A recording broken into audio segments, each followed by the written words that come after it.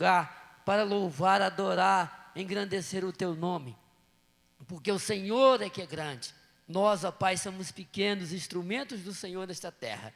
E fala conosco, ó Pai, através da tua palavra. Não aquilo que queremos ouvir, ó Pai, não para massagear o nosso ego, mas aquilo que o Senhor tem para nós, aquilo que vai trazer, ó Pai, frutos para nosso entendimento, para a nossa vida espiritual, e que vai acrescentar, ó Pai, em nossas vidas cada vez mais a bênção do Senhor. Que o Senhor possa, ó Pai, falar em cada coração, e que essa palavra venha ficar, ó Pai, gravada e colocar em prática, Deus, toda a palavra do Senhor colocada neste altar. Que o Senhor seja, ó Pai, abençoador de cada um, e que o Senhor conduza, ó Pai, nossas vidas para a eternidade com o Senhor, em nome de Jesus. Amém. Irmãos, vamos abrir a palavra de Deus. Livro de Ageu, capítulo 2, o verso 8 e o verso 9. Fala da glória do segundo templo.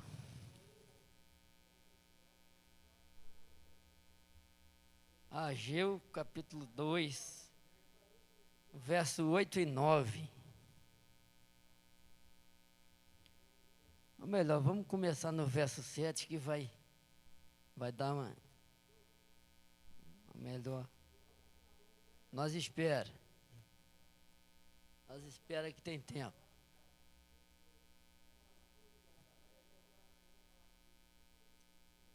Ageu fica depois de sanfonia. Pega a sanfona aí que você acha Ageu.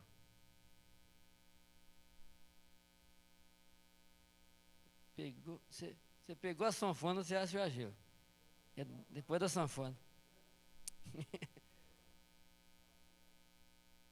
A Adriana está procurando, né? A Adriana está procurando. Ageu 2, do 7 ao 9.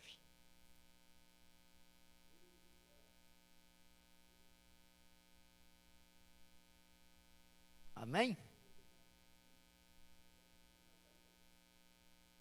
Ageu, Zacarias. Ageu. Tem a Zacarias. Zacarias. Está entre Sanfonias e Zacarias. Ageu, capítulo 2, verso 7. A palavra do Senhor diz: farei abalar todas as nações, e as coisas preciosas de todas as nações virão, e encherão de glória esta casa, diz o Senhor dos Exércitos. Minha é a prata, meu é o ouro, diz o Senhor dos Exércitos. A glória desta última casa será maior do que a da primeira, diz o Senhor dos Exércitos. E neste lugar darei paz, diz o Senhor dos Exércitos. Amém? Podeis assentar, irmãos? A palavra do Senhor, ela é clara no verso 7. Ela fala que vai abalar todas as nações. E nós estamos vendo, não tem uma nação neste mundo que não está abalada. Mesmo que aquelas nações que já saíram, disseram que saíram dessa situação, mas tem muitas lá que está tendo que voltar a restringir de novo ter algumas restrições, porque a coisa começou a apertar de novo. Então é a promessa do Senhor, já estava na palavra, que seria abalada. Por mais rica que fosse a nação, ela seria abalada. Porque nós sabemos que onde o Senhor falou na palavra que o que Ele falou que ia fazer, isso acontece. Porque Ele não é homem para mentir, nem filho do homem para arrepender. O que Ele prometeu vai cumprir. Então, por mais ruim que seja aquilo que vai acontecer, mas se foi promessa de Deus, aquilo vai acontecer, mas aqueles que são remanescentes na obra, que são servos do Senhor, que têm Deus como seu único Senhor e Salvador, e que guardam os mandamentos e os estatutos. Eles passam por todas as situações, porque é a promessa dele. Enquanto nós tivermos um propósito nessa terra, nada pode nos tirar, nada pode nos afastar do amor de Deus, nada pode nos condenar. Nós sabemos que o inimigo, ele acusa, ele arruma meios sempre para estar acusando, sempre para estar espizinhando. Ah, você não pode pregar porque você deve fulano de tal. Devo, não nego, pago quando puder, né? Tem que ser assim. Você não morreu ainda, então um dia você vai pagar.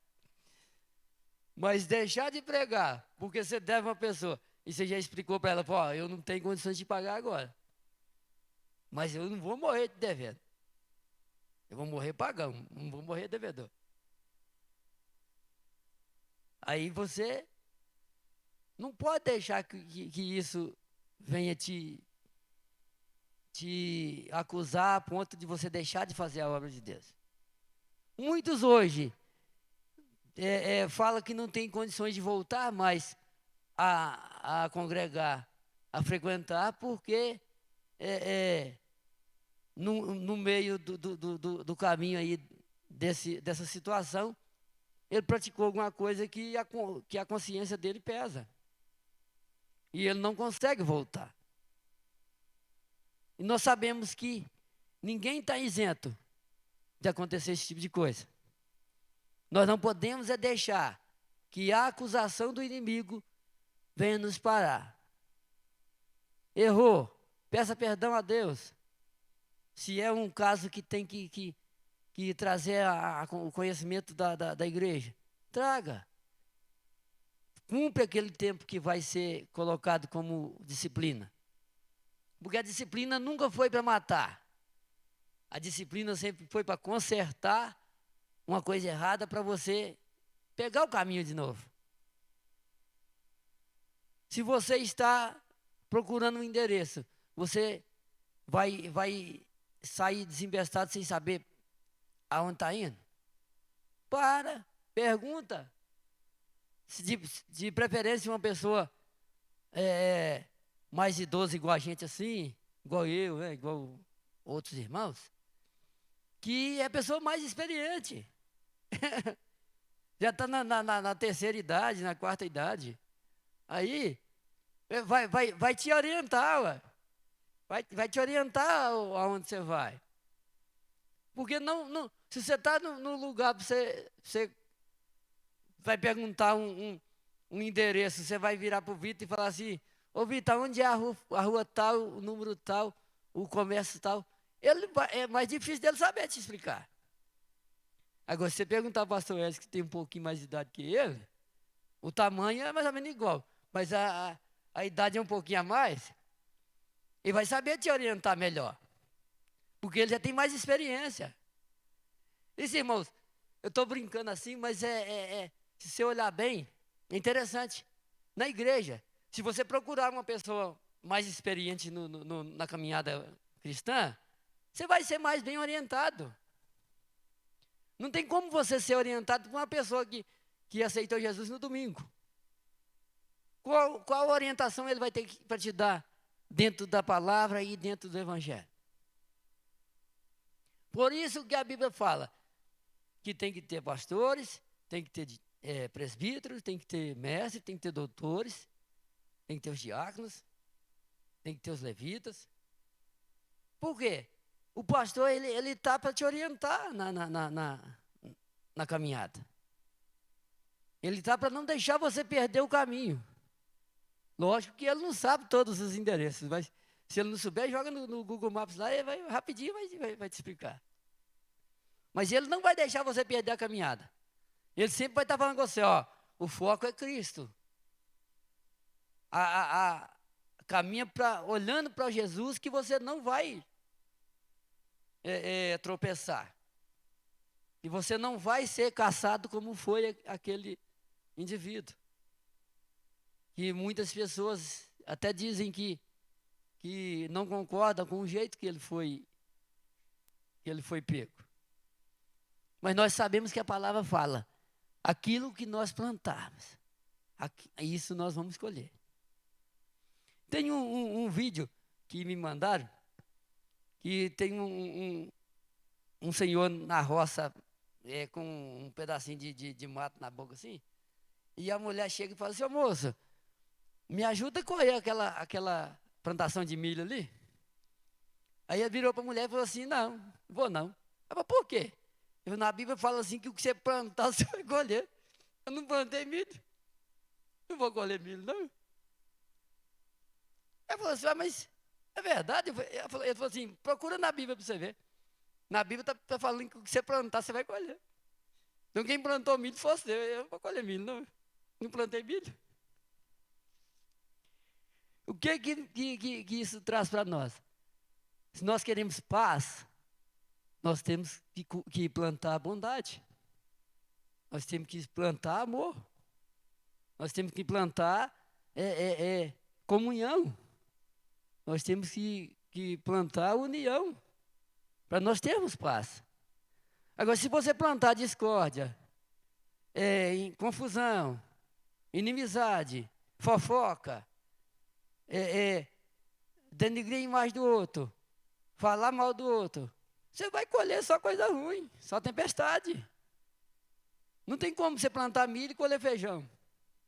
Você plantar laranja e colher mexerica. Então nós colhemos aquilo que nós plantamos. Às vezes parece uma historinha que não tem nada a ver, mas faz sentido.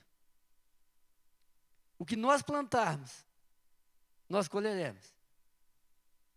E essa palavra ela está dizendo que toda essa situação que passamos até hoje, a promessa do Senhor, que a glória do segundo tempo, da segunda casa, será maior do que a primeira. E o que eu vejo essa casa? É o nosso coração.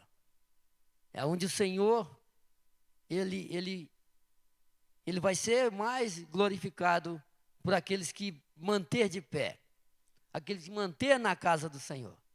Nós sabemos que nós estamos diante de um desafio, que para nós vermos a nossa igreja como era antes, às vezes nem cabendo de gente para sentar, nós vamos ter que trabalhar.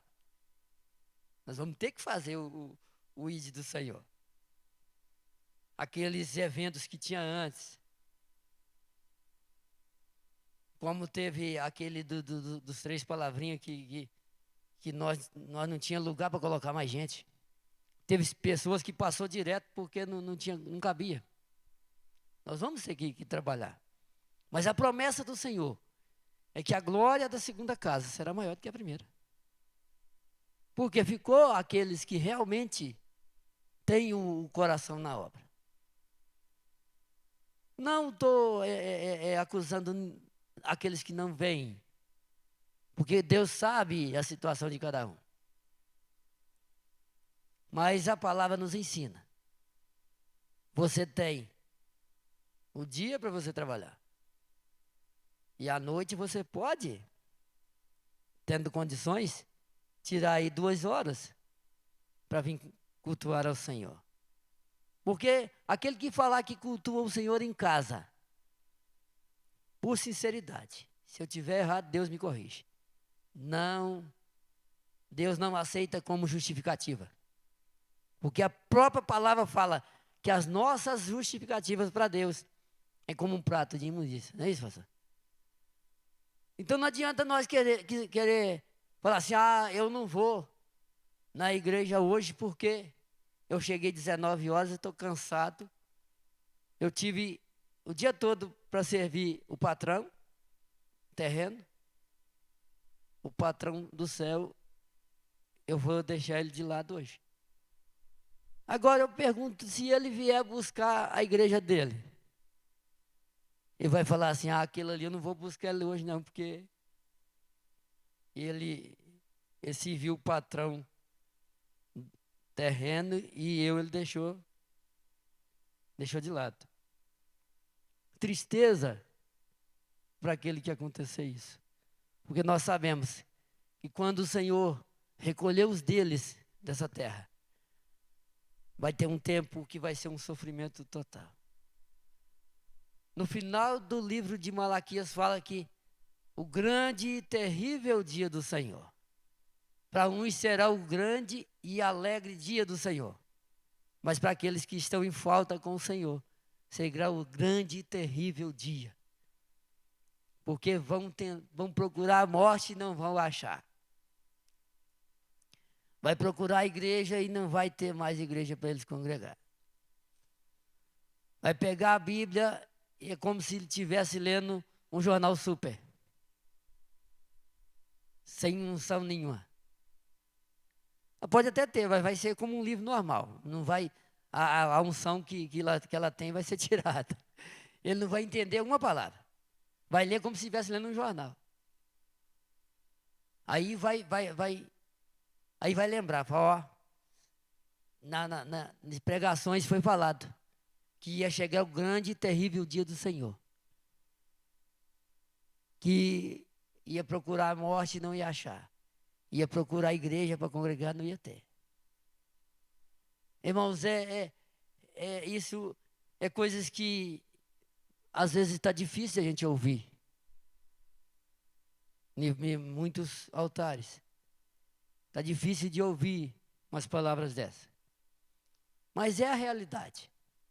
É aquilo que o Senhor quer que essa geração de hoje ouça. Que chegará o grande e terrível dia dele.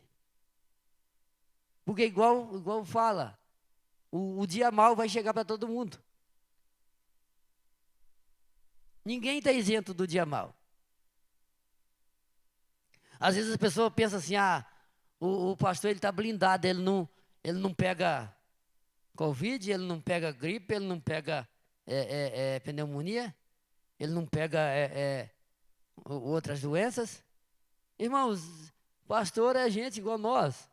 Ele é ser humano igual a nós. Se ele não cuidar da saúde dele, o cachoeirinho tem um lugarzinho guardadinho, esperando. Então, todos nós temos que cuidar tanto da nossa vida física, da nossa saúde física, como a saúde espiritual. E como que nós cuidamos da nossa saúde espiritual? Orando, jejuando e lendo a palavra. É 3 coisinhas. Orar, jejuar e leitura da palavra. Você já tem a saúde espiritual 100%. Lógico que ainda tem uns outros pré-requisitos que é pedido por Deus. Amar a Deus sobre todas as coisas. E amar o próximo como a ti mesmo. Porque se você sabe que tem um irmão precisando de oração, de arroz, de feijão, de açúcar, de óleo, você tendo condições, você deve ajudar. Mas se você não tem condições de ajudar o outro, e você está precisando, Deus tem um poder para enviar aqueles de fora para abençoar. Então nós temos que cuidar tanto do físico quanto do espiritual. E para cuidar do espiritual, nós temos o manual de regra, de prática e de fé. E nós temos ela à disposição todo momento. Hoje em dia tem a facilidade de você acessar a Bíblia no celular. Se você estiver no lugar que tem a rede de telefone, você consegue acessar ela. E a Bíblia fala que chegará um tempo que nós temos que carregar aquilo que nós aprendemos com a Bíblia na nossa mente, no nosso coração e na nossa boca. Em muitos lugares já é proibido você andar com a Bíblia. Se eles veem, eles recolhem, ainda põem fogo no você ainda e deixa queimar igual aquelas bruxas que queimavam antigamente. Mas aquele que for torturado, que for cuspido, ou que tomar couro aí fora, em nome do Senhor, esse é bem-aventurado. Esse é bem recebido no céu, porque a palavra fala. O próprio Jesus disse que aquele que sofrer injúria, que sofrer em nome dele, esse será recebido no céu de braços abertos. Então, irmãos, se fizerem isso conosco lá fora, ele não está fazendo uma coisa mal para nós. Ao contrário, ele estará fazendo um bem para aquele que está com a vida reta com o Senhor, para aquele que tem certeza de onde ele vai. Hoje eu estava em frente o centro da Santa Casa, aí eu estava falando com a dona que vende café e pão de queijo. Ela estava falando sobre morte, que perdeu um irmão dela com Covid, 33 anos de idade. Eu falei com ela assim, olha, eu não tenho medo da morte, não. Se a morte vier agora, eu vou receber ela de braços abertos, porque eu sei para onde eu vou. Minha esposa vai ficar viúva, mas arruma outra, ela é nova. Nova, bonita. Ué, ela arruma outro. Os meninos já estão criados. Não vai ter problema nenhum. Eu vou tranquilo. Eu sei que ela vai às vezes arrumar um melhor do que eu. Então a morte é minha amiga. Eu não tenho raiva dela. Eu não tenho ódio da morte. Ao contrário, eu sou amigo dela. Porque eu sei que se ela vier hoje, eu vou para o céu. Eu sei o Deus que eu sirvo. E a promessa que Ele tem para mim. Eu sei de onde Ele me tirou. E eu sei que Ele me escolheu no ventre da minha mãe. Porque Ele deixou essa promessa na minha vida. Então, irmão, nós não devemos temer. A própria palavra fala. O que você vai temer? O homem que pode matar essa carne. Primeiro teme a Deus, que pode fazer perecer a carne e o espírito. Porque se você for amigo do mundo, você é inimigo de Deus. Se você for inimigo de Deus, você é amigo do mundo. E quantos nessa caminhada aí deixou de ser amigo de Deus? Porque o inimigo acusa. Ah, você praticou isso. Você não pode voltar lá mais. Aí a palavra fala: aquele que está limpo, limpe-se cada vez mais. Aquele que está sujo, suja cada vez mais. Eu lembro um homem que morava debaixo do viaduto no centro de Belo Horizonte, um negão, um gordão, disse que ele era um pastor abençoado. Aí não sei o que aconteceu, o inimigo fez ele virar mendigo. Ele ficava sentado numa parte de terra, mas todo sujo de barro, parecendo um porco, aqueles leitão cachaça, sabe? Tentaram uma vez tirar ele de lá, deram banho, colocou um terno nele, ele voltou a ser aquele homem de novo. Não deu 2 dias, ele voltou para lá de novo. Não sei se ainda é vivo. Me parece que era aquele viaduto, não sei se era indo para Lagoinha ali, não sei. Um viaduto ali, é isso. Olha para você ver, o inimigo ele pega, porque a palavra fala que se o inimigo atacar o líder da igreja, se ele atacar aquele que é referência na igreja, um exemplo, se o inimigo atacar o pastor Edson, ele vai conseguir minar a fé de muita gente. Porque ele está aqui como o condutor das ovelhas. Ele está aqui como o pastor das ovelhas. Se o inimigo conseguir pegar a pastora Anísia, vai conseguir afetar o resto do povo. Porque eles dois estão como condutor desse rebanho. Como os pastores desse rebanho. Então o inimigo ele quer atacar a raiz. Porque se ele atacar a raiz, ele consegue derrubar as folhas tudo. Ele consegue minar a alimentação que está tendo daquela árvore. Porque nós sabemos que uma árvore é alimentada através da raiz. E se ele atacar a raiz, ele chega na última folha lá em cima. Então nós devemos estar orando por nós, jejuando e lendo a palavra, mas orando pela liderança da igreja. Porque esse tempo é onde o inimigo mais está tentando derrubar os líderes. Porque ele pegando o líder, ele chega nos outros, no restante do rebanho.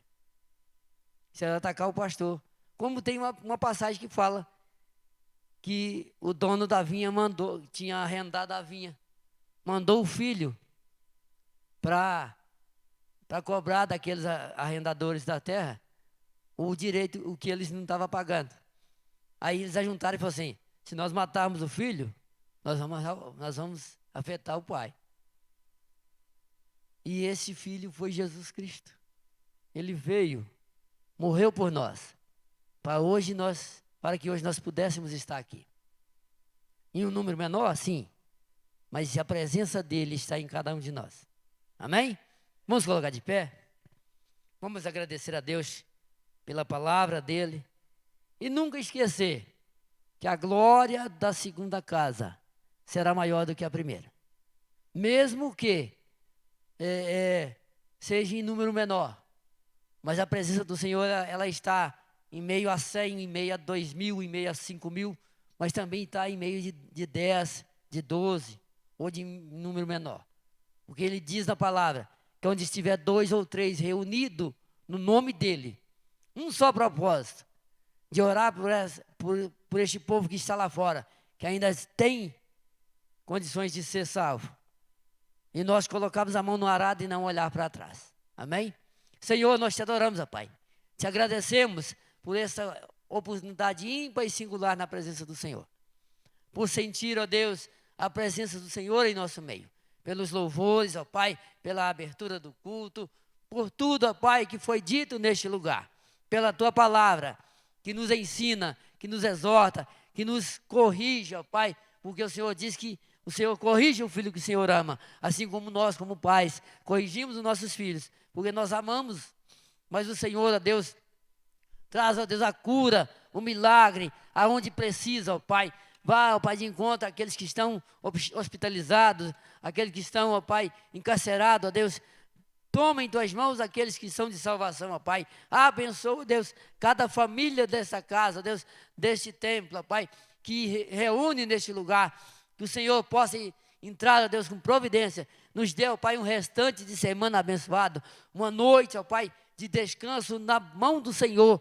Que o Senhor é o guarda, ó Pai, que cuida de nós, que guarda nossas vidas, que não é a nossa fortaleza, o nosso seguro, o nosso refúgio, e que na angústia o Senhor tem nos guardado, tem nos fortalecido, ó Pai.